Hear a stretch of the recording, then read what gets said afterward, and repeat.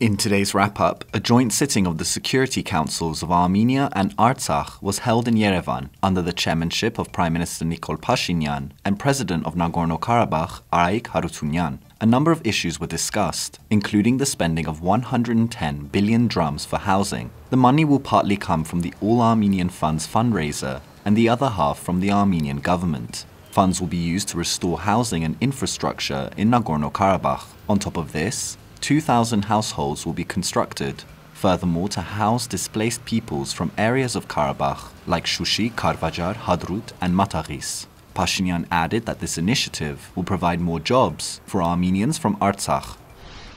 And Armenia's former presidents, Robert Kocharyan, Levon Ter-Petrosyan and Serge Sargsyan, along with two former presidents of Nagorno-Karabakh, Arkady Ghukasyan and Bako Saakyan, have held a rare meeting. According to Arman Musinyan, Ter-Petrosyan's spokesman, the five former Armenian and Artsakh leaders discussed the post-war situation in Nagorno-Karabakh as well as other topics. The meeting took place on March 25th in an undisclosed location and was later also confirmed by the office of former President Serge Sargsyan.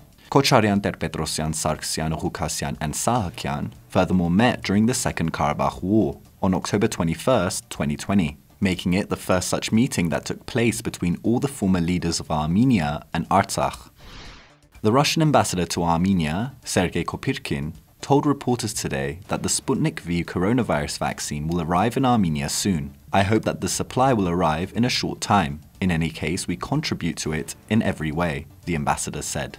As for the prospect of organizing a joint production of the vaccine in Armenia, the ambassador stated that he had no information. However, according to him, a close dialogue is underway between the Health Ministry of Armenia and the Russian Direct Investment Fund. In a briefing with journalists after a government sitting in February, Minister of Health Anahid Avanesyan said that a professional commission had approved the use of the Sputnik V vaccine, as well as AstraZeneca and Pfizer vaccines in Armenia.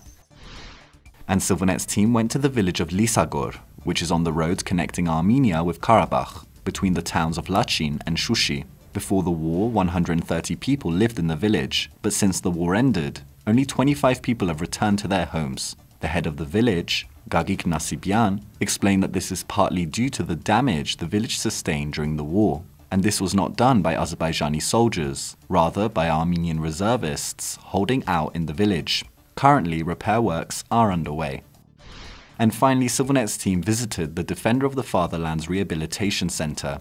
They went to see 8 boys who lost their lower limbs during the Second War. Using prosthetics, they are now again taking their first steps. 19-year-old Aram Arzumanyan is one of them. Even after being injured and losing his legs, he did not give up. He was sure he would walk again. Our team spoke to these boys to see how their recovery is going.